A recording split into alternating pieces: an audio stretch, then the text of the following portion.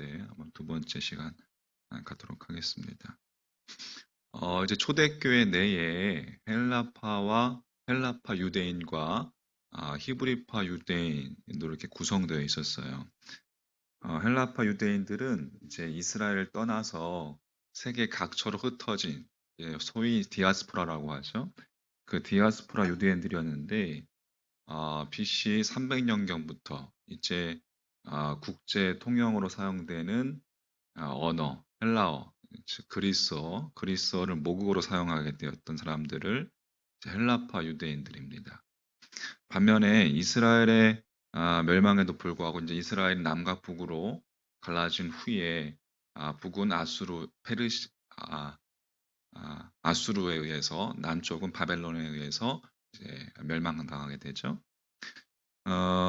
이스라엘의 멸망에도 불구하고 이스라엘을 떠나지 않았던 유대인의 자손들, 그들의 모국어인 히브리어, 이제 더 자세히 이야기하면 더 정확하게 말하면 아람어죠. 아람어를 모국어로 사용했는데 이를테면 헬라어를 모국어로 사용하는 유대인과 그렇게 히브리어를 모국어로 사용하는 히브리파 유대인들이 초대교회 내에 함께 어울려 살게 되었습니다. 그런데 교회가 이제 매일 구제와 봉사를 행하면서도 이 헬라파 과부들에게는 관심을 갖지 않았던 거예요. 우리말 구제로 번역된 단어는 원문에는 이제 섬김과 봉사를 뜻하는 디아코니아 들어보셨을까요? 표기되어 있습니다. 그러니까 디아스포라 출신의 헬라파 유대인 가운데에는 이제 일가 친척 없이 과부들이 있었는데, 홀로 사는 과부들이 있었는데, 누군가의 도움이 없으면 살 수 없었던 그 헬라파 과부들에게는 이 관심을 갖지 않았던 것이죠, 교회가. 그로 인해서 헬라파 유대인들이 히브리파 유대인들을 원망하게 되었습니다. 우리말 원망하다, 이 원망하다의 헬라어 단어는 이제 드러내놓고 뭐 공개적으로 원망하다는 그런 말이 아니라 나지막하게 이야기하다라는 의미를 가지고 있어요. 나지막하게 이야기하다. 즉 헬라파 유대인들은 히브리파 유대인들의 일방적인 그 처사에 대해서 조용히 항의했던 것입니다. 뭐 초대교회 내에 히브리파 유대인들을 구성하고 있는 사도들도 히브리파 유대인들이었죠. 그 사도들 자신들이 히브리파 유대인이다 보니까 자신들도 모르게 히브리파 유대인에게만 관심이 국한되었던 것입니다. 그 와중에 헬라파 유대인들이 이제 이 일을 제기하니까 사도들이 히브리파 유대인들에게만 관심을 가져왔던 자신들의 행위가 옳지 않다는 것을 즉시 깨닫게 됩니다. 참 초대교회의 모습이 아름답습니다. 그래서 사도들이 자신들이 이 기도와 복음 증거에만 전념하기로 하고 구제와 섬김을, 봉사를 전담할 7명의 집사를 이제 따로 세우기로 한 거예요. 교인들이 사도들의 제의를 하고 선출은 교인들이 하는 겁니다. 교인들이 사도들의 제의를 받아들여서 기쁜 마음으로 스데반을 비롯한 7명의 집사를 선출했고 사도들이 그들에게 안수함으로 구제와 봉사의 직무를 감당케 했습니다. 근데 여기서 그 집사로 선출된 7명이 예외 없이 헬라파 유대인들의 이름을 가지고 있었다는 거예요. 헬라식 이름을 지니고 있었다는 점입니다. 그러니까 히브리파 유대인들이 절대 다수를 차지하고 있는 그 초대교회, 예루살렘 교회 내에서, 초대교회에서 헬라파 유대인, 다시 말해서 밖에서 들어온 유대인들이 모두 집사로 선출되었다는 것은 무슨 이야기예요? 히브리파 유대인들이 그들에게 표를 몰아줬다는 이야기입니다. 음? 히브리파 유대인들이 편견 없이, 선입견 없이 헬라파 유대인들을 받아주었고 인정해 주었다는 이야기예요. 초대교회의 아름다운 모습이죠. 놀라운 사건입니다, 여러분. 사도행전에 의하면 이 이후에 이제 헬라파 유대인들이 그들의 활약상에 대해서 사도행전은 증언하고 있습니다. 자, 오늘 7절 말씀에 보면 하나님의 말씀이 점점 왕성하여 예루살렘에 있는 제자의 수가 더 심히 많아지고, 자, 허다한 뭐의 무리도? 제사장의 무리도 이 도에 복종하니라 라고 되어 있습니다. 자, 예루살렘 지역의 제사장들이 당시 8천여 명 정도 있었다고 하는데, 그 제사장들 가운데 이제 예수를 받아들이는 제사장들의 무리들이 허다하게 집단적으로 주님을 영접하는 일들이 일어나기 시작했다는 거예요. 헬라파 유대인 집사들이 활동한 그 활동을 시작한 이래 허다한 제사장의 무리들이 집단적으로 주님을 영접하는 일들이 일어나기 시작했다는 겁니다. 자, 그리고 사도행전 7장에 가보면 여러분, 그 7 집사 중에 한 명인 스데반이 설교하는데, 그 스데반의 설교가 소개되고 있는데, 하나님께서는 오직 예루살렘 성전 안에만 계시는 분이 아니라 예루살렘 성전에만 계신다고 굳게 믿었던 이 히브리파 유대인들에게 그가 이 스데반이 행한 설교의 요지는 하나님께서는 예루살렘 성전에 갇혀 계시는 분이 아니라 이 세상 어디에나 계시는 무소부재이신 분이다라는 것이었습니다. 편지하신 분, 편만하신 하나님, 무소부재하신 하나님. 그가 이스라엘 땅을 떠나서 해외에서 살던 헬라파 유대인이었기에 가능한 설교였습니다. 그런가 하면 사도행전 8장에서는 사마리아인에게 전도한 헬라파 유대인 빌립 집사의 또 이야기가 나옵니다. 북왕국의 수도였던 사마리아, 아수르에서 패망한 뒤에 이제 혼혈 정책에 따라서 사마리아인들이 아수르인들과 피가 섞이게 됩니다. 그것으로 인해서 정통파 유대인들은 이방인의 피가 섞인 사마리아인들을 아주 그냥 짐승처럼 취급했고 아예 상종하지조차 하지 않았습니다. 그러나 빌립 집사는 정통 유대인들이 그렇게 짐승으로 여기는 그 사마리아인들을 찾아가서 복음을 전했다는 거예요. 나아가서 기독교 역사상 이방인 최초로 세례를 받게 되었던 에디오피아 내시에게 세례를 직접 빌립 집사가 베풀어 주게 되었습니다. 여러분, 뿐만 아니라 사도행전 또 9장에 이르면은 헬라파 유대인의 거두인 사도 바울의 활약상에 대해서 나옵니다. 땅끝까지 이르러 내 증인이 되어 되라고 그렇게 주님께서 명령하셨음에도 히브리파 유대인들이 감히 이스라엘의 그 경계를 넘어서서 나아갈 꿈도 꾸지 못할 때에 사도 바울, 가장 먼저 세계 속으로 뛰어든 사람은 헬라파 유대인인 바울과 또 바나바 함께 나아갔던 것입니다.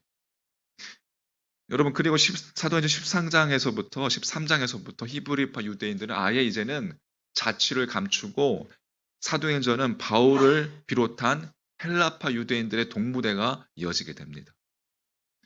그러므로 사도행전은 히브리파 유대인들에 의해서 시작됐던 사도행전의 역사가 헬라파 유대인들을 거쳐서 헬라파 유대인들에 의해서 완결되었음을 우리에게 보여주고 있습니다. 왜 초대교회의 중심과 사도행전의 중심추가 히브리파 유대인으로부터 헬라파 유대인에게로 옮겨갔을까요? 이 물음에 대한 대답은 그들의 명칭, 히브리파, 헬라파 그 명칭 자체가 답해주고 있습니다. 히브리파 유대인들은 전통적으로 이스라엘 땅에서 히브리어를 모국어로 삼고 살아온 사람들이기 때문에 그들은 자신들과 다른 사람들을 받아들이는 데 인색했습니다.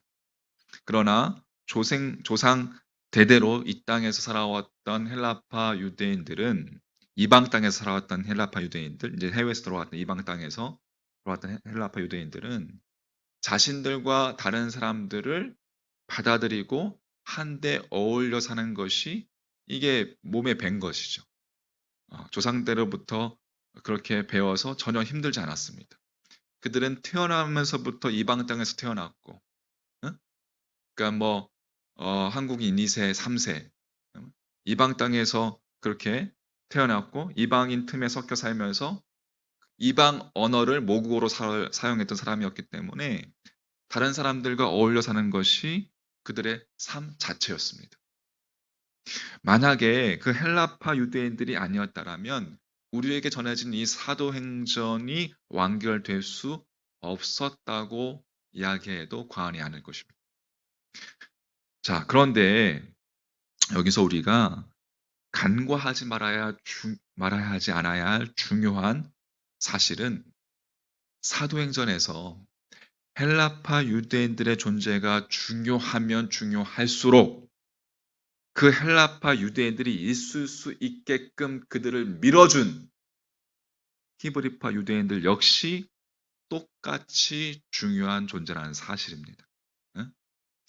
초대교회 최초로 7명의 집사를 선출할 때 절대 다수였던 그 히브리파가 소수인 헬라파에게 자신들의 표를 몰아주지 않았더라면, 또 교회의 전면에 그들을 내세우려 하지 않았더라면 오늘날 우리에게 전해진 것 같은 이 사도행전은 불가능했을 것이라는 사실입니다.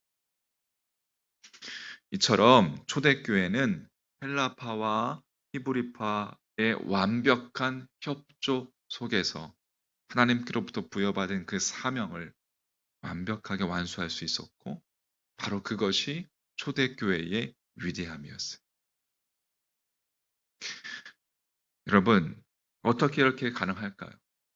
그것은 교회를 구성하고 있는 교인들의, 그 성도들의 자기 부인, 자신을 부인하고 남을 나보다 낫게 여기며, 할렐루야, 그 자기 부인의 토대 위에서 자신보다 하나님을 먼저 생각하고 그렇게 할 때만 가능한 일인 것이기 때문에 그렇습니다.